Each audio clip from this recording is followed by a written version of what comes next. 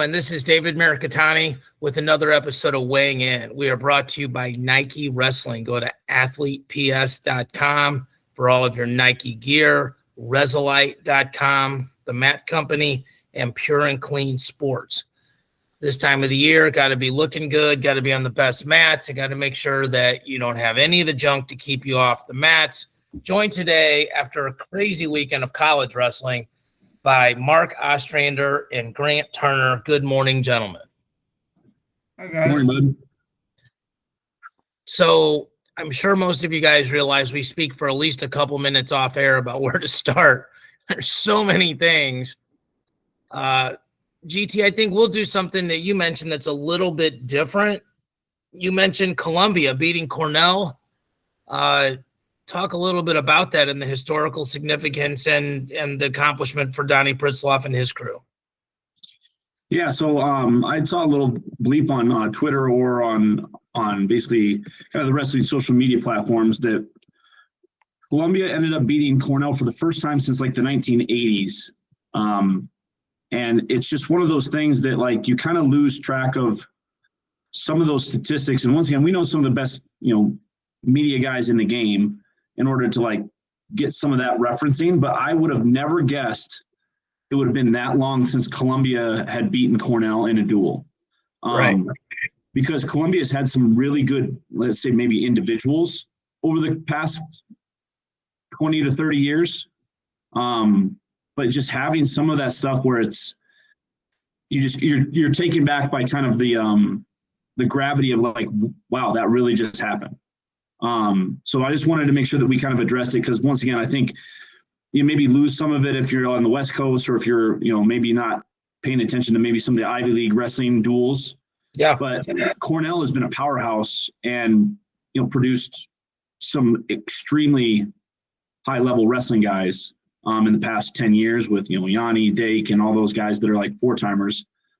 But just having that kind of be one of the headlines from the weekend, pretty cool. And once again, wanted to make sure that we gave flowers to Donnie Pritzloff in the program at Columbia. One of those things you just got to shed some light on. 100%. And I think it's important because Cornell will probably place higher at nationals than Columbia, and then it really gets lost in the wash. So congratulations to Coach Pritzloff and Columbia.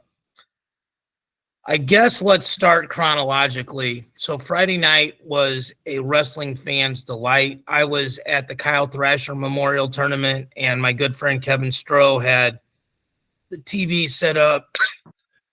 Grant, you're probably too young for this reference, but it looked like War Games with all the screens in front of us where we had Big Ten on, we had ACC on, we had Big 12 on, and it was great. I guess we can start with Penn State, Nebraska. I think the highlights, Lillidow won, Blaze won. Nebraska, Hardy gets a pin at 41, but only after Braden Davis gets the first two takedowns. Van Ness wins after giving up the first takedown. We're going to talk at least a little bit about 157. Messenbrink dominates. Levi Haynes shoves Minto off the stage and loses the first takedown and comes back to win. Rocco Welsh really opened up. I think for those of us that thought Rocco Welsh was the best guy, it was a strong argument in his case. Overall red, Josh Barr looked great, and Ferrari beat Mirasola exactly how you'd expect 2-1 on riding time. So Mark, your couple of your thoughts on that duel and specifically 157. Was that stuff called correctly? Was that a takedown on the brick? Any, and maybe 41, Braden Davis, Brock Hardy gate, whatever you want to talk about with those things. Yeah, I thought Nebraska went out and competed really hard against Penn State. And when you're wrestling at Penn State these days, it's tough to do. Cal's built such a program, and he's so deep. Their program is just so deep. Doesn't matter who you put in there, they're going to compete really hard. But overall, I think Brock Hardy getting that cradle, the position he was in one of his stronger positions. You make a shot on him, and if you don't finish right away, you could have problems. And that cradle that he put on was impressive, and it was tight. So kudos to him. I know there's a little scuffle right after that, where he patted the guy on the belly, getting off him, and then we didn't handle that so well for Penn State. And a little kick in, like somebody that lost their temper a little bit. But overall, 157. I don't know, David. I'm so confused with the rules now. And we had talked about this offline earlier this week or last week. And we talked about it yesterday. Oh, was it yesterday? Okay. Yeah. It's so hard to tell when you get a takedown. This is like the third or fourth takedown that I've watched. I said, well, there's no way that's two. It's got to be three. Or three. He's got his hands down on the mat. He turns away from the guy. The guy has both ankles, yet they're not giving the points. And so I guess I'm trying to learn the rules like everybody else. I guess I don't know them anymore. And it just, I don't know how these coaches are not throwing chairs and stuff, besides the bricks, throwing everything out there at these officials, because they're changing the game and they're not consistent. And they need to be consistent in this sport. That's the one thing that we have to have.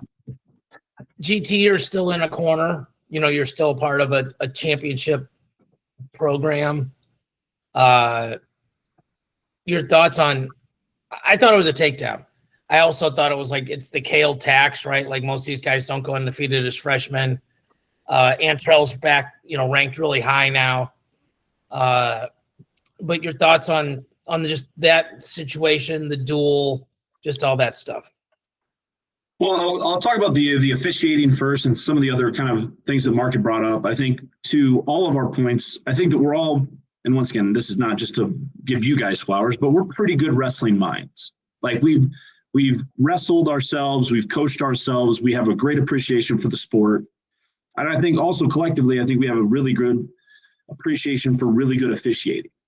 And I think that it's really, really tough to put some of these guys in these situations where it's like kind of a judgment call. And it's hard to be consistent with some of the takedown. I know that wrestling, they're doing a better job of some of that, the danger rule and some of these things to like help get to a takedown situation. And once again, as you talk to these officials, they're just as, it's hard for them.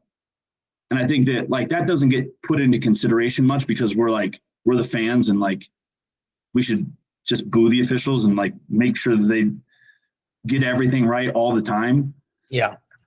Once again, like you guys watch the NFL football, or if you watch the NBA, or if you watch any sort of soccer or anything like that, the officials miss stuff from time to time, or it's judgment calls on certain things. So I think for wrestling itself, it's very difficult because I lost my mind on Sunday watching some of the, the officiating over the weekend as well, where I'm confused. And I'm like, well, I would have bet my house that wasn't a takedown or was a takedown or those type of things. So those are really, it's very difficult. And I think it's also very difficult, if I'm going to be honest, in freestyle wrestling on what's 4, what's 2, what's passivity, what's who initiated, who counter initiated. Right. Those are big ones there. Did you stop? Did you pause? Did you redirect them? Did you open your grip? Did you keep your grip? There's a bunch of things in there that are massive. Massive, right? So I think to Mark's point, I think it's something that we're all learning. And I don't think that like truly even the best like coaches in the land are going to get it right every single time either. So I think one of the things I wanted to call out was that like I think I saw something as well that Messenbrink has scored bonus points against every single one of his opponents this year. The man is a machine. Yeah. And I think sometimes you just like look at him and you're like, oh well, that's just a dub for them. And like he took it to a Rujao like and scored whatever it was 20 points on him. So and I thought another guy that wrestled extremely well was Josh Barr against McDaniel. I mean, that's two high-level All-Americans wrestling each other, and Barr kind of picked him apart a little bit more than I thought. He was disappointed he didn't tech him. That's how good he was wrestling. Yeah. Sorry to interrupt you. I apologize. No, like that's exactly what it is. Like that guy's not bad at all. I thought Marcus Blaze Van D was a good match. I just think that there's between those two programs, like we're talking about elite level wrestling for, basically Penn State and Nebraska. They have some really, really talented guys on their teams. I think to the 57 match, PJ Duke versus Antrell Taylor, once again, we could debate that for just an entire show, just on all the things that happened in that match. Basically the ride out scenario, whether it was 3, was there any sort of exposure? Was there any sort of danger rule? Was there any sort of like stalling that could have been called more? But overall, I thought that was a really great collegiate wrestling match between two high level programs. Yeah.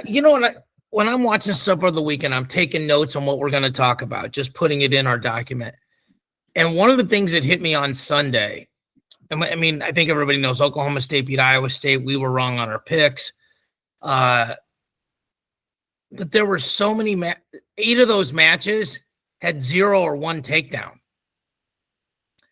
And so, if Grant beats me by 1 takedown, if I get the 1 takedown next time I win or vice versa. And so I think what we're looking at is a lot of parity, right? Like there's a lot of guys that are 1 takedown apart. And that's why you look at, that's why I don't have a ton of confidence in AJ Ferrari to win nationals, because he doesn't get 2 takedowns in a match. If he gets a stall call, the riding time gets difficult. Where, if you look at 184, looking at Rocco Welsh score more points this weekend, looking at Sinclair scoring more points in some other matches, that may give you more confidence than a McAnally, who was a bonus point machine last year and has shut it down. And Ferrari, who wrestles, somebody put a statistic, he had 0.83 takedowns per match. And if you want to go deeper into it, the problem is reattacks and go behinds are so good that people don't want to shoot. And if you want to go even deeper into it, here's the problem. If you don't step out of bounds, they don't call stalling. So Grant can do all the work, and I can just head block and hand fight, and I get to the edge, and I do the old Eric Guerrero where I run back to the middle first, and they don't call it. And so it's easier for the guy who's not as good to stay in the match. Now, sometimes the guy that gets 1 takedown wins, deserves to win, he's better, but it's a lot easier to steal one too. So you mentioned Messenbrink, GT. I think Blaze is another good point. Beat an All-American. He keeps passing tests. He's super boring to watch if you don't appreciate high-level position. He is the opposite of Jax Forrest. He is just going to fundamental you to death. Now, guys like us that love that stuff, he's awesome to watch. Levi Haynes, it was interesting to kind of watch him lose his cool. Those guys are so calm. And Mark, you know how much I love Christopher Minto. I insisted he'd be on every one of our fantasy teams last year. He's not going to sneak up on anybody this year. He's a legit threat to make the finals if he can get on the bottom side of the bracket. And those were sort of my main take. And I thought Rocco Welsh putting a bonus on All Red was surprising, but shows maybe he's starting to hit another gear. I don't know if I'm going to do these in exactly the right order. Iowa, Minnesota. Minnesota won that duel. And I don't think that got lost in the wash, but there were so many good duels. I texted Luke Becker to congratulate him. He said it was Eggum's first win against Iowa. So, GT, you mentioned Donnie Pritzloff and the Columbia Cornell thing. Massively significant. Mark, as a guy, and a couple of the interesting men, like Charlie Millard majors Jordan Williams. That was an upset. Nasir Bailey gets majored. Gabe Arnold actually, he did what he does, keeps everything close, lost in overtime. He also had a takedown against him in the first period that they didn't call. The Mo and Dean roster loss is massive to Iowa. They just have a massive hole at 97. they would have been favored to win that match, and now they lose that match. Mark, you're a guy that's been unapologetically an Iowa fan for years. They lose to Iowa State.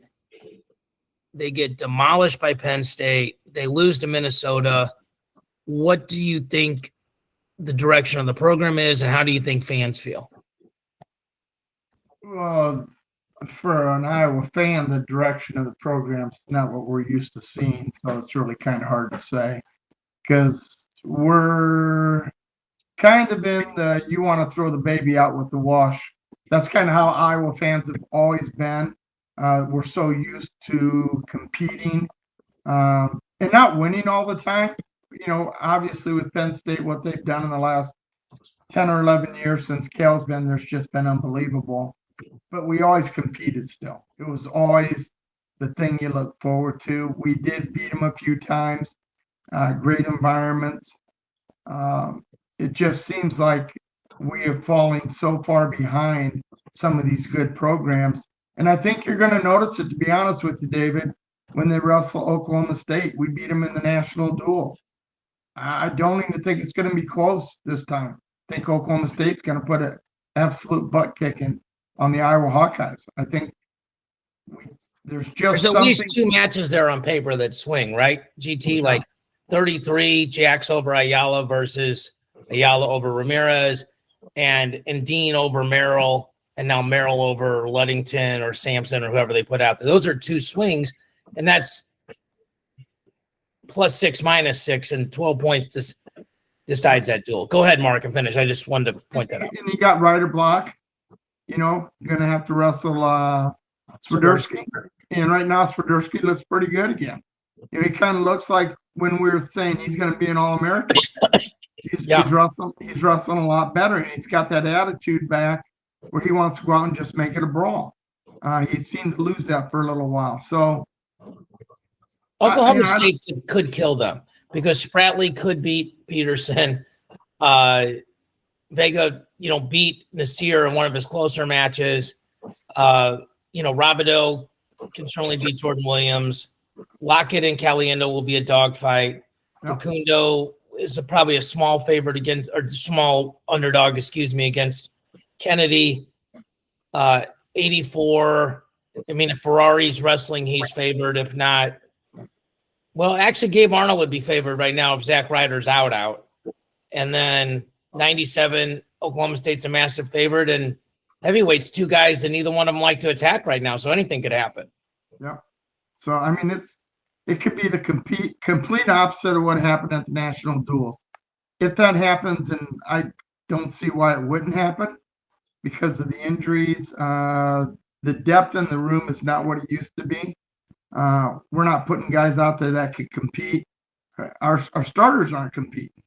We got two weights right now that if things aren't going right away for these guys, and I'll tell you the weights, 141, 157, these two guys, they can wrestle. I mean, obviously they've wrestled with some of the best kids in the country, but if things don't go right in the first 2 minutes, they stop competing and they give up. And I think that's what Tom and Terry Brands are trying to understand because they don't have that in their DNA. And the Iowa program does not have that in their DNA.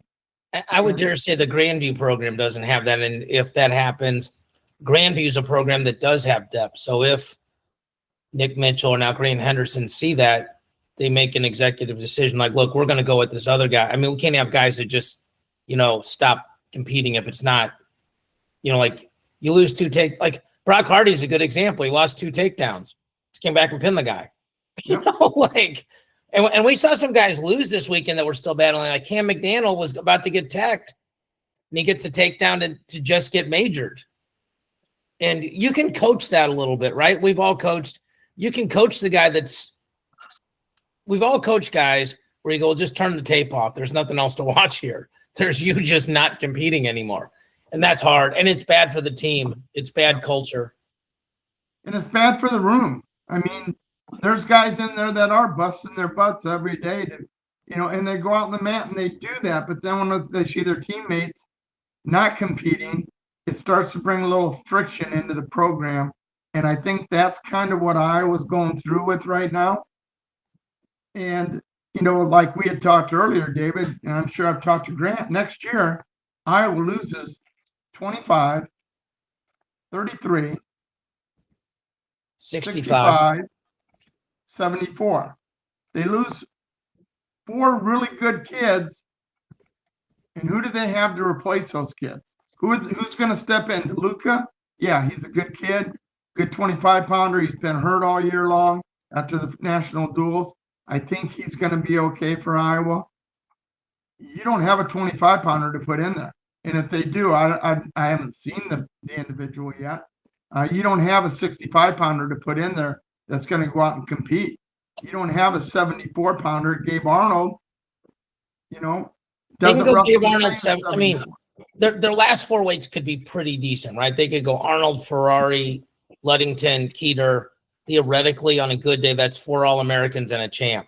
65 on downs, tough. They may not have an All-American. Like Miguel Estrada's back. Like you said, DeLuca's an unproven entity. 41 and 57 have not been great this year. Ryder Block, I think I'm a little higher on Ryder Block than some people, but he's also to wait this year where it's chaos. And, Caleb Henson comes back next year. Yeah, I think Iowa's going to be worse. And guys are going to move up next year at a couple of these weights also. Make it even well, let's tougher. put it this way. I think one of the safest bets you can make without portal is Iowa would score less points next year nationals than they will this year. Because you take Caliendo's points, Kennedy's point. Caliendo, Kennedy, Ayala, and Peterson and subtract those. Which could be 60 points. I think Iowa needs it to be 60 points, right, GT? Yeah, like they need those 4 guys to get to 60. You lose those 60 points, you may be there with 10, 11 points coming back for the following year. That's right. When does that ever happen to the University of Iowa? Never. So, there's just so many things going on right now as a fan and as somebody that supports the program. And we don't quit on a team. We don't quit on a program as fans. And I'm sure Tom and Terry are not quitting on the kids because he says he has the right kids in the room. But it's not good right now. So it's going to have to get better. And that's just, I'm not sure how they're going to do it. It's going to be interesting finding out. But, going to the portal every year, and we had talked about this for the last 3 years, is putting a Band-Aid on a major wound. And because you have to bring the, individuals through the program to get them to believe in what you do. And Iowa's always been no nonsense. We're going to go out and we're going to try to break you physically, mentally. We're going to break you. And right now we're bringing in kids that don't have that mind frame of breaking people. They're slick. They can do this and that, but things don't go well. If you quit, you can't teach that. You can't teach a kid not to quit if he's used to quitting when things don't go well. As a coach, that's what we looked at when we recruited. We looked at kids that got third at state, in junior college, because we know those kids lost and it's important to them, but they came back and found ways to win after that. And kids so I that love finishing an odd number. Yeah. Kids that finish on a, and GT, I'm sure you guys are preaching that at Grandview. You're not going to ever, you can't have 12 national champions. Even if you had 12 in the finals, 2 of them are going to lose to each other. And as good as an understatement, as record setting some of the teams you've had, I don't think you've ever had 10 finalists. And so somebody had to wrestle back for third and score points. And there's been years where you needed those points to win the team title. So I would be remiss if we did not give Grant Turner his flowers. He won the Matt Kings contest on Friday night on the Penn State duel. He is far too humble. His hair is far too good to bring that up. But GT, seriously, congratulations. Saw you up there. So well done. I got it. I don't think you knew I was going to bring it up, Mark. Grant, what'd you win? Not just respect of my peers is, I think, what bragging rights, baby. He wins wings on that. If you win that, I buy you wings. Like, period. Yeah.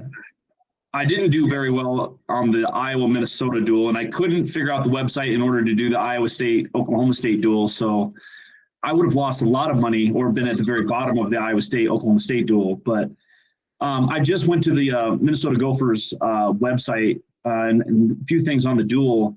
It was the first win since 2014. It snapped a 11-match losing streak. It was the longest streak I think that they've had with any other program. So Iowa had been kind of dominating that series. And it was the first time that they had scored over 21 points since the 2007 team that scored 21. So Minnesota scoring 29 points on the Hawks. Now, to Mark's point, I think earlier we talked about Dean Peterson. I don't know if he's hurt or what's going on with him, but it was a 6-4 duel, as far as wins are concerned.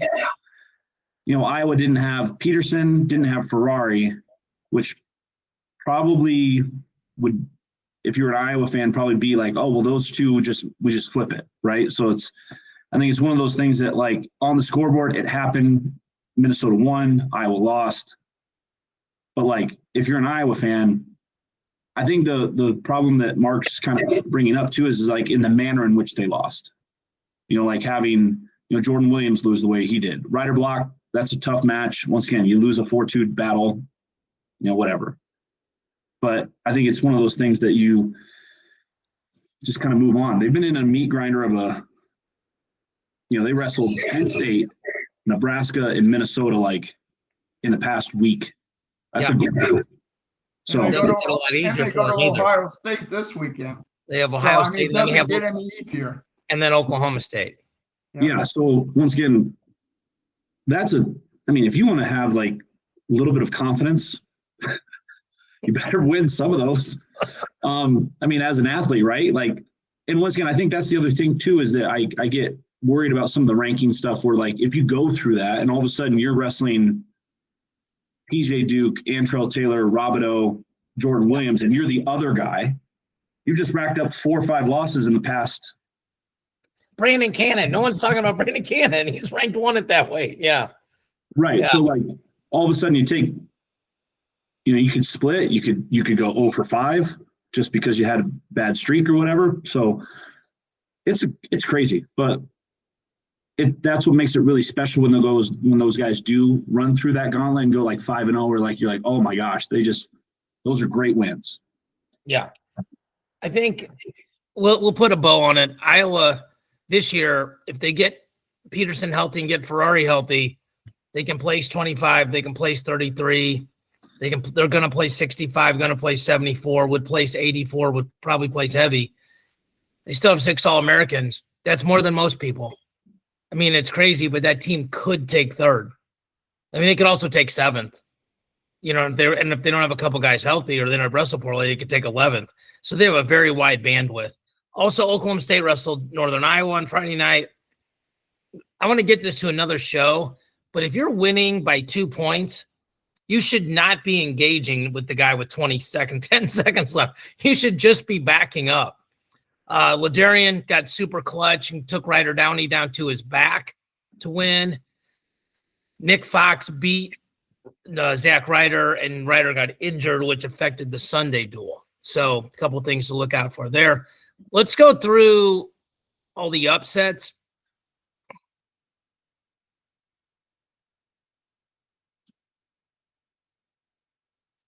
So, as we mentioned, Fox over Ryder, Bassett over Miles Tackett, Drew Roberts beat Ryder Block. Kind of feels like that's a 1 takedown match.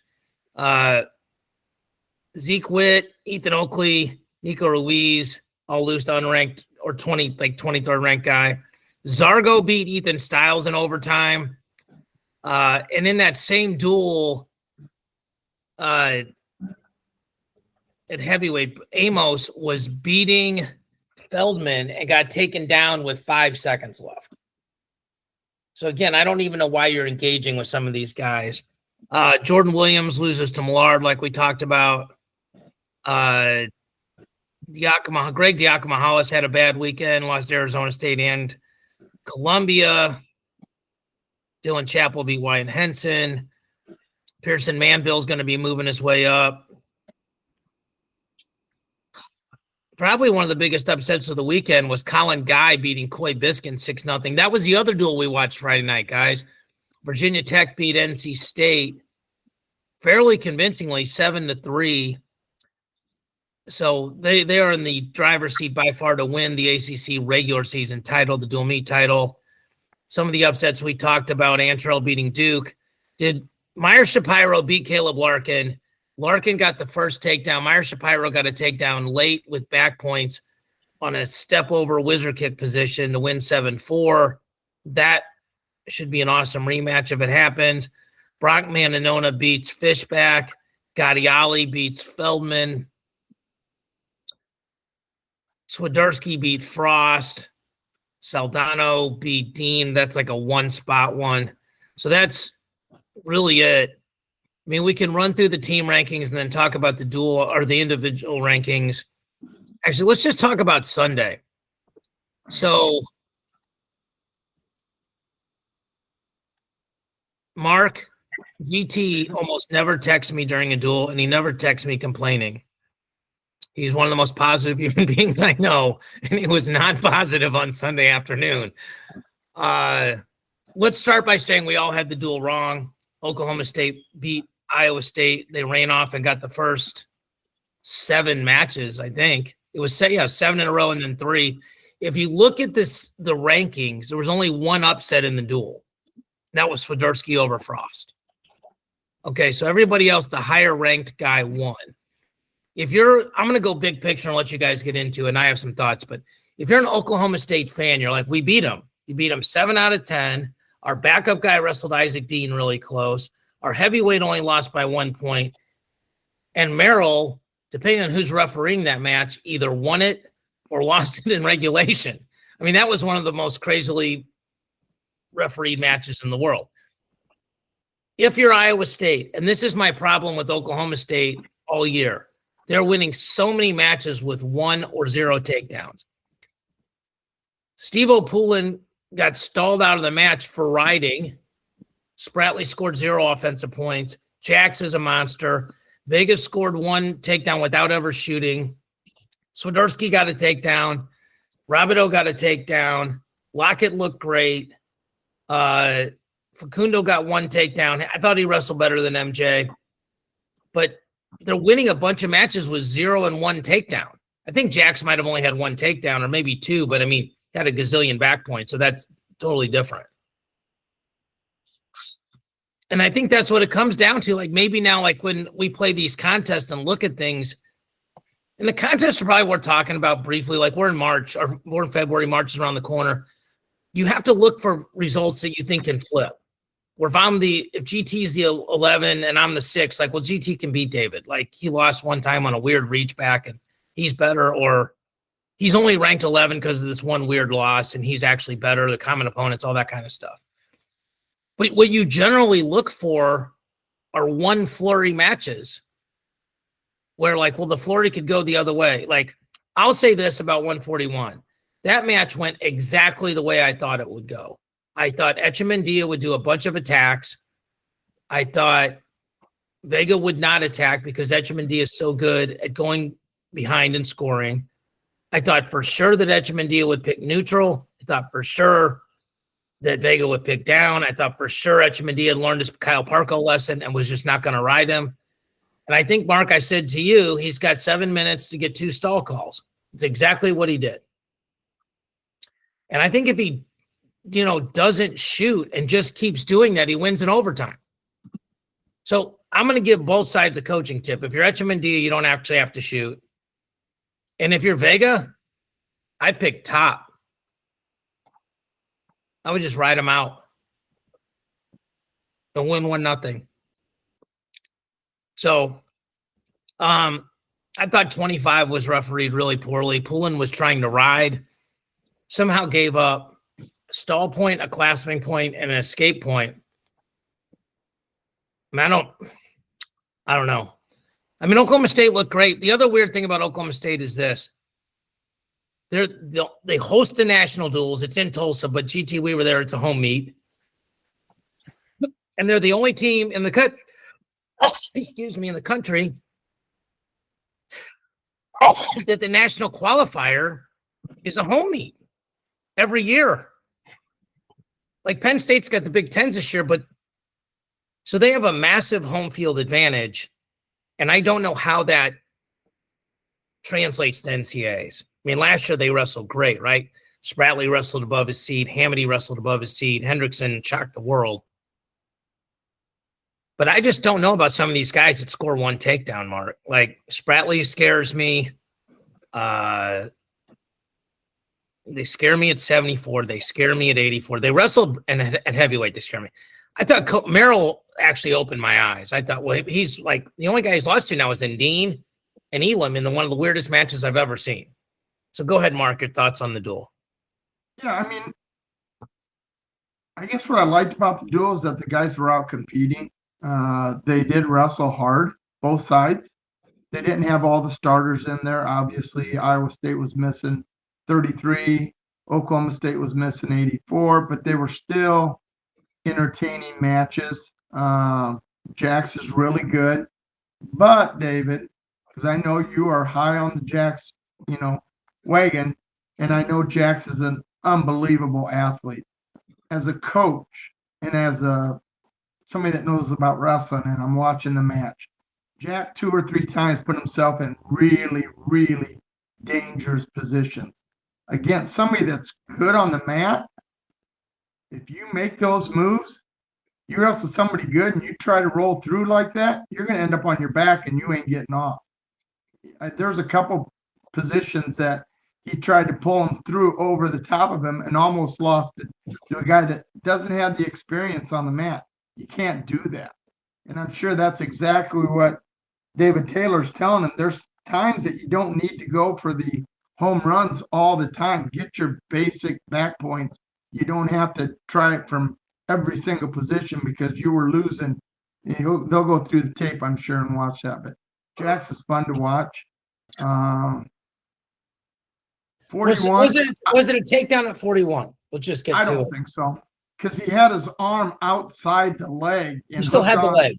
Yeah, he still had the leg. I mean, and he never sat on his hip, and the guy never really controlled him. He was down on the side a little bit, and he's right back. He's got his weight back in the position it's supposed to be in. From some of the ones that I've seen not give takedowns, and then that one they give a takedown, my mind's about ready to explode. So, I mean, I just, like I said, I feel like I don't understand the sport anymore. I didn't see the takedown.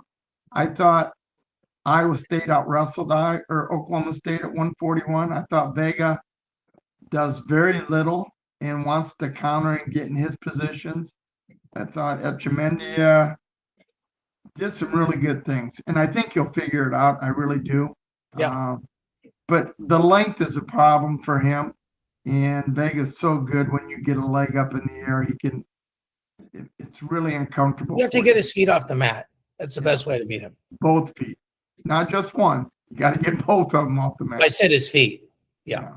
Not one would be foot. So feet. Yeah. I mean, heavyweight. I'm more disappointed at 97 because I really thought Iowa State was by far. I thought he was the best kid in the country. I didn't think anybody was going to compete with him. After watching that exhibition, I'm now thinking Barr's probably by far just a lot better. I will say this, Rocky found a way to win. I actually agree with what you're saying, but he did find a way to win and go get it. I think he just thought the match was going to be easier than it was. Like he was, asking for stalling calls. I think he just next time goes and gets a takedown. GT, I know you agreed with every single call and how the whole duel went, so there's probably not much for you to add, but I will give you a minute just so you can concur with all the refereeing decisions. I would have lost a lot of professional composure during that duel. Not to say that all of the calls I think were incorrect. I thought that there was a very large inconsistency problem on stalling. I thought, some of the takedowns were definitely in question. And when you wrestle really, really high level, basically number 2 versus number 3 or number 3 versus number 5 team in the nation, a lot of that's going to come down to, the one takedown, which we kind of talked about with some of these matches where it's just like, well, this is a one takedown match. This is a one takedown match. This is a one takedown match. I just thought that, even throughout the duel, even to like all the way to the very end, I thought probably stalling was the most inconsistent call.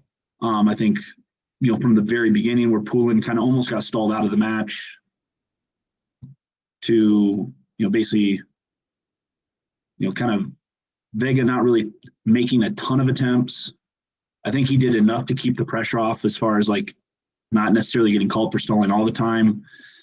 I thought like in rear standing, I think, with Colby Merrill and Rocky Elam, like Elam was just basically trying to stay on his feet, try to get a stall call out of the situation.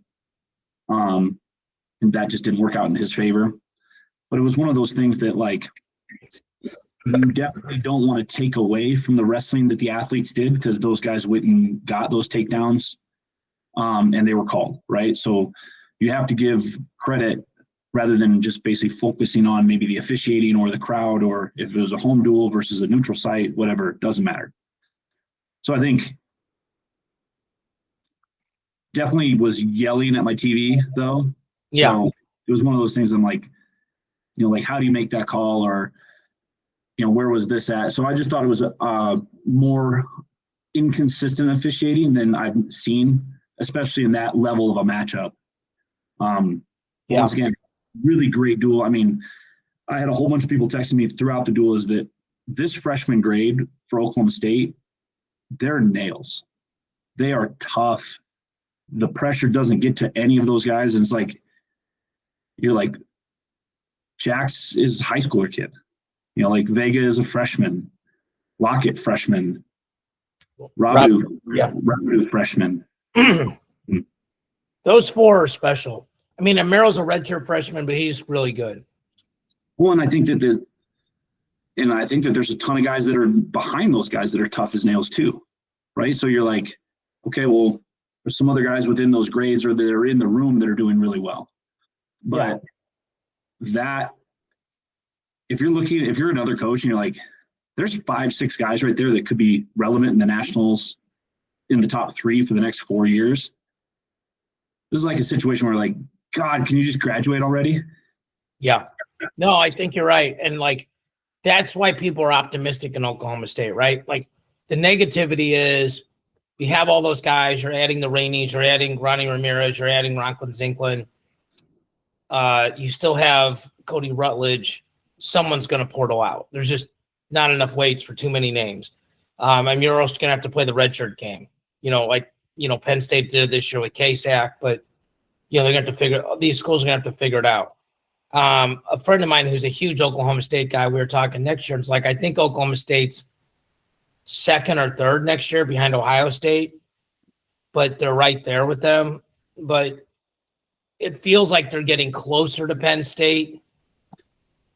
But what people don't understand is Penn State graduates Levi Haynes. Like, that's it. And I mean, if you argue, you put Masa Ono in at 33 and Blaze at 41, they're probably better at 33 and 41 next year. And I mean, they're not going to be better at 74 next year. But if you argued KSAC goes 57, Duke goes 65, and Messenbrink goes 74, it's not much of a step back. I mean, I'm not saying that's what they'll do. I mean, they can wrestle Will Henkel. I don't want to get into all that. That's pretty granular. I do think a bunch of those matches are going to be Big 12. Like 41 feels like Big 12 final part 2. I said this earlier, but they have to call stalling, guys. Like Sergio Vega just didn't go forward. Okay, he didn't go forward. And conversely, like Isaac Dean stalls a lot. And so it's not an Oklahoma State or an Iowa State thing. Like, they don't go forward. Like Isaac Dean stalled really well against Ferrari to keep that match close in the duel. And, you guys all know my dad and what kind of coach he was. And he's like, David, you either have to go forward to a leg or you have to get the guy to come to you and time him when he comes in. Well, the guy never comes forward. It's awfully hard to get to a leg. And we would argue a lot like, well, hey, we're on the edge. We just want him to push back or hold ground because that's when his feet are planted. I mean, if his feet are always light, you can't score. And That's what a bunch of these matches are going to come down to. And if you see it in nationals where guys are calling stalling differently, people are going to lose their minds. And it will happen. Well, I don't know that it'll happen. They may just let all this stuff go to 27 tiebreakers. I mean, we had talked earlier, David, Antrell Taylor and PJ Duke, and we had talked off, air about this week, earlier this week. And it just seemed like every time Duke even took a stutter step toward Antrell, he was sprawling, and he wasn't just sprawling. He was 5 feet away from him by the time he got back up. And to me, if the guy's not actually shooting in your legs and you're just jumping back and going to a knee 5 feet from the guy, that's not engaging. That's stalling. You're avoiding wrestling. Yeah, and he hadn't really even made a shot yet. He just made a motion like he was thinking about getting something, and he's kicking his feet, and he did that a lot in the last period and a half. To me, you could have gave him 3 or 4 stalling calls just on that. Get in there. Well, Antrell's got himself ranked in the top 3. But what's really interesting is his 2 big wins are Duke and Rabideau, and they're both in overtime, and they're both ride-outs, like no takedowns. Like those are matches you can see flipping. Like doesn't matter if we say Mark beat David, David beat GT, GT beat Mark. Like the names are irrelevant. If it comes down to riding, all you need is a weird stall call in regulation, and it changes that. Like all you need is one fling the mat, and it changes that. Like, I don't know, man. There's a lot of these weight classes where there's guys that are ranked really high that don't do anything. And Mark, I'll just take slight umbrage with the Jax comment. I think Jax is wrestling crazy like that against an Osmani Diversant because he knows that guy can't stop him. He's not good enough. Like, I don't think he'll do that against Marcus Blaze. I could be wrong. I just don't think he will. I think, by the way, if he wrestles, David, I'm not arguing with you, but let's look. Well, you can if you want. Let's look back just a little bit. Ironman finals, he won 20-something to 16. He did the same thing in that match. He got in positions where he's trying to get things, and he was giving up reversals, back points, and then he finally find a way to win. And now he's doing it also a little bit against college guys. Now he's doing it against somebody that has very little mat experience, and I understand that, and it's something you can coach and fix, but you don't want to do that against a good kid. And Jack's mentality is score, score, score, which is great, but you do that against somebody that's really talented and can wrestle on the mat. It's good. No, your argument's super valid. The counter argument is he's a microcosm of what I'm talking about, which is most of these guys want to stand around and do nothing. And if he just makes you wrestle really hard for 7 minutes, he's like Nolf. Like Nolf probably lost the most takedowns of anybody that's ever won 3 national titles because he just didn't care. Like, I mean, there's that video, GT, you remember when the Buffalo guy takes him down in the duel and then pushes Nolf away and is kind of doing the McGregor walk. Then Nolf just snaps him down and pins him. Nolf did not care if he lost a takedown or 2. He just didn't care. He's like, I'm just going to score more points than you. These guys are sort of the anti-Kyle Dake. Like Kyle Dake's like, Dake and Jaden Cox were like, I'm going to score and you're not. I might not score a lot, but I'm going to score and you're not. And these guys are, I'm going to score more than you. And it's a completely different mentality.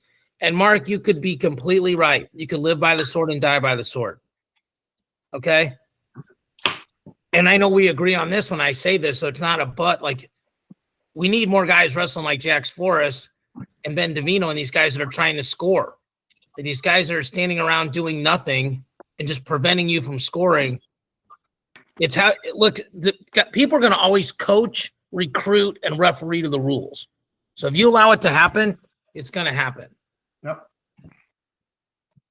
And I mean, that's the problem right now. If so many of these matches are like, that's why, honestly, Mark, that's why I stopped picking point spreads with you. I'm like, it's so dumb because somebody can just stand around. Like if we set the point spread at X, like 2.5, and the takedown happens in regulation, it's 4-2. If it happens in overtime, it's 4-1. It's the same match. Like if we both thought Mark was one takedown better than David, it's just when it happened, when they decided to wrestle. Yep. So I'm much more interested in seeing who's going to win matches. But like, listen, if I had to wrestle GT right now and he wanted to stand around, that's my best case scenario. Like, I don't want to have to wrestle him.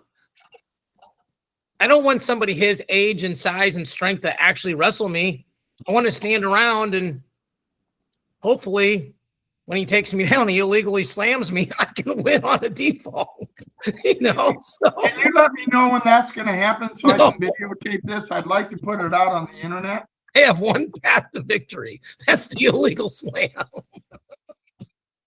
So, but my point is, I mean, like GT, I see you nodding. Like I'm sure you guys are in the room or you're pushing your guys to score points. I mean, besides fixing how we call stalling, how do we fix this?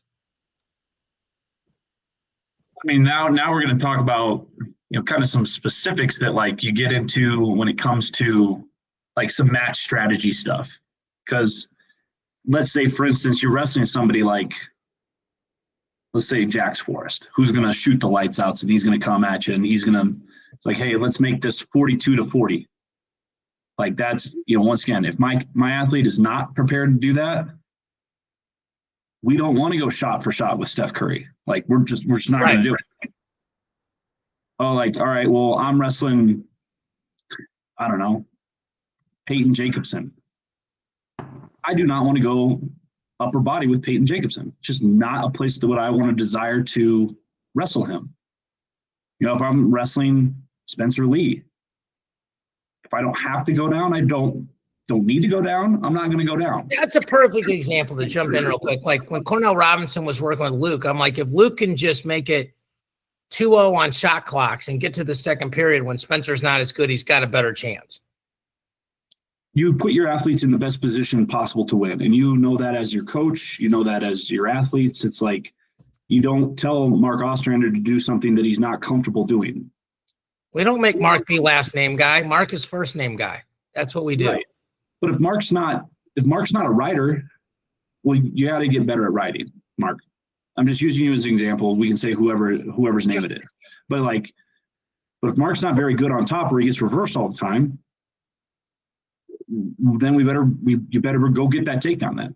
And now you can get that in the first, you can get that in the third, whatever it is, but you have to be able to go get that. And if you go and march down this list of things, and we're talking in generalities, right? So I think it's to everybody's point, like you can coach specific styles, but like your athlete has to be able to do the styles in which you're trying to achieve.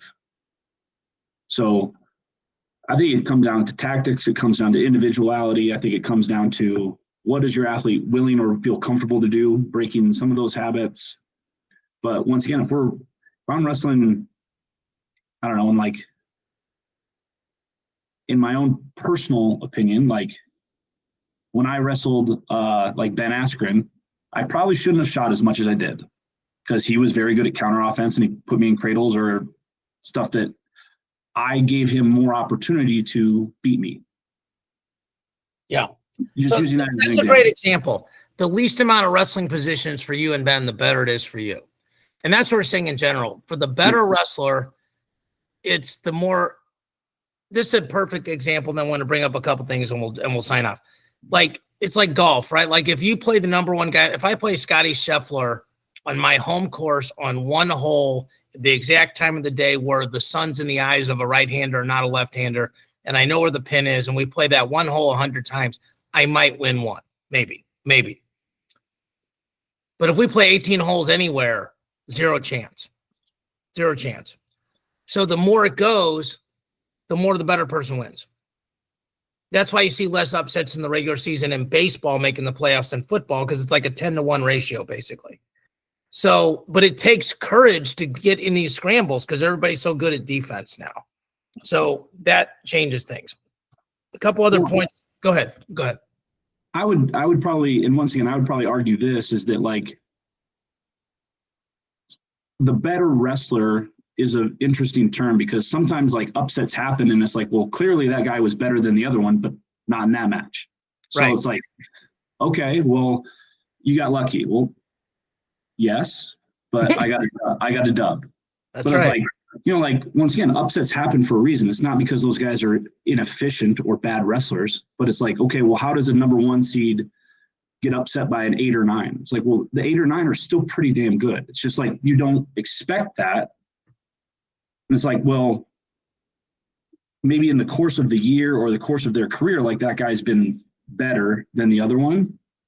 But there's been tons of matches where it's like, oh, well, that never would have thought that was going to happen. Happens all the time. Every sport could be that way as well. Boxing, golf, NBA. Like, oh, this team should have never been able to beat this team of all-stars. Happens all the time. Yeah. So you mentioned something off the air that I want to get. There's 3 things I want to mention. Number 1, Eddie Ventresca beat Vincent Robinson again. He's like whatever an O against him. It could actually help Eddie Ventresca or Vincent Robinson out, depending on the Luke Bouzakis thing and how Bouzakis has to cut weight and all that stuff. But Eddie's got V-Rob's number. V-Rob's got Spratley's number, and Spratley's got Eddie's number. So that'll be an interesting thing to watch. Second thing is this, guys. Just some people are not as nerdy as we are about wrestling. I just want people to understand. Here's who the freshmen are at 133 pounds. Ben Davino, Marcus Blaze, Kyler Larkin, Aaron Seidel, Jax Forrest. There's a safe bet that one of those guys never wins an NCAA title just based on them all weighing the same thing. And there's a very good chance that none of these guys are a 4-timer just because they all got to wrestle each other. And these dudes are special. All 5 of these guys are special. So if you love wrestling, you need to watch those guys and this weight class. The last thing we want to talk about, GT, the UWW Olympic qualification process for LA 2028. I'm going to go through what is the same, and there's only one thing that is the same, and that is that the Continentals each get 2. So the Pan Americans, the African, the Oceania, and Europe. Okay, the Worlds, it used to be top 6. It is now top 4. The last chance qualifier used to be the finalist. Now it's just the champion. And they've added 3 quotas to the UWW ranking series. So I will defer to you. What it seems to me what they're doing, clearly they're leaving the Continentals the same. They're putting less emphasis on the last chance and less emphasis on taking 5th at the Worlds. And I think they're trying to reward more consistent participation in the UWW tournaments, scoring points, things like that. My question, I have a couple questions, but at least one question is, if I have enough points, if I'm, say, 2nd in my weight class in quota, and then I also win my Continental, does the 4th place guy bump up to 3rd, or the 4th place woman bump up to 3rd in the quotas? I haven't been able to talk to anybody specifically about this on the federational level. I know that it just came out, I want to say yesterday. I saw it. Yeah. I mean, I think, and I don't know exactly what day, but I haven't been able to like go through it. But like based off of the last qualification for Paris, you had your world champ at the, the 2023 World Championships. You had 1st, 2nd, 3rd, and then the 2 5th place people wrestled for a true 5th at Worlds, which then there became 5 automatics from the World Championships the year before. So I was wrong. It wasn't 6, it was 5. I apologize. And then basically you go to the Pan Am qualifier, you get your top 2, Asia, Africa, Oceanic, and the European Continental Championships, you got to make finals. So you got 2, 2, 2, 2, 2. That is the same for right now. Yeah. Then basically at the last chance qualifier, you had to make finals in order to qualify. And I believe that there was,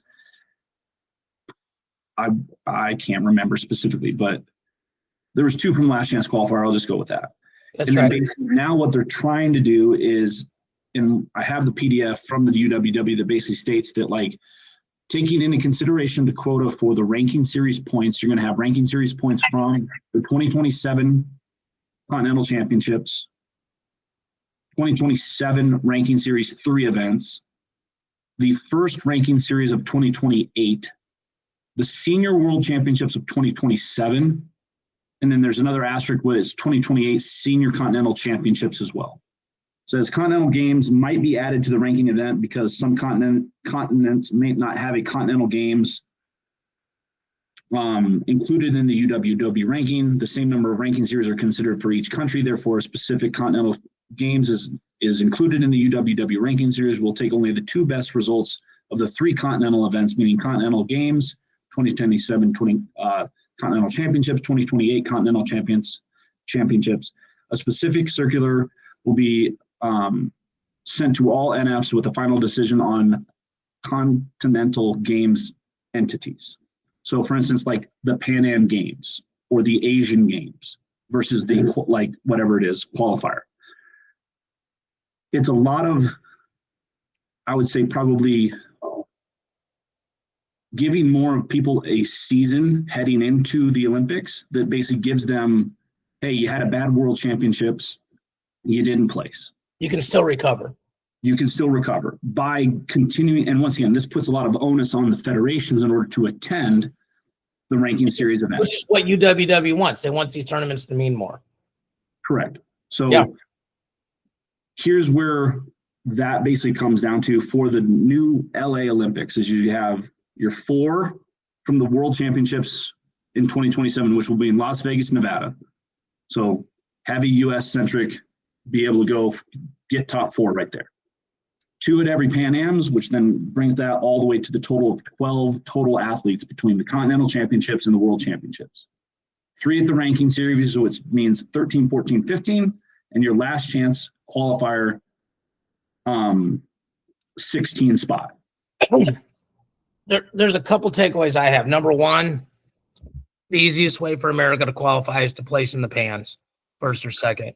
It's easier than taking top 4 at Worlds by far. Okay, so they need to be aware of that. The second interesting thing, which we can get into more later, we got plenty of time on this, is we now are going to be sending multiple athletes to this UWW thing. Because, like, let's say GT's number 1 on the ladder and Mark's 2 and I'm 3, but I still think I can make the team. Well, I got to go because your points are your points. You can't pass those points off to your country. They're not country points. They're person points.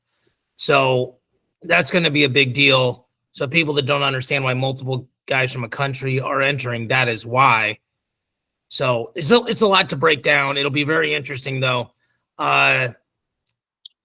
Probably the biggest duel this week I'm looking is Iowa, Ohio State. I'm excited. I'm going to be in person at Virginia Tech on Friday night. So GTL, definitely say hi to the Paulson boys for you. I'm excited for that opportunity. Mark, maybe we can get picks in on Thursday and review the rankings. The team rankings are kind of interesting. Iowa State is still above Oklahoma State. So if we have time to do that, we will. Anything else before Mark, let's get you back in the library, okay? Or back in the snow. Let's figure that out. Yeah, well, I'm out of town. I'm in a hotel, so I'm glad. I'm just happy I got to be on the podcast. We are too. The world is a better place when you're on the podcast. GT and I agree with that. I appreciate that, David, and I think you and Grant try to do a really good job, but I know it makes a difference if I'm here. It does make a difference if you're here. We're not being sarcastic. Yeah, you are. No, I'm not. I'm not. I am too. I'm not being sarcastic. This podcast would be fine without me. I can just be a guest every once in a while. By the way, Eric Larkin called me about something. He said, I love the guys that host the show with you. They're awesome. So do want to pass that along. And Eric Larkin's going to be on Matt Chat on Thursday. I'm very interested to talk to him. He's a great mind for wrestling. He's got 2 kids in it. It should be a very interesting conversation about watching your sons compete, having fun. NIL may pop up. It'd be a very interesting conversation.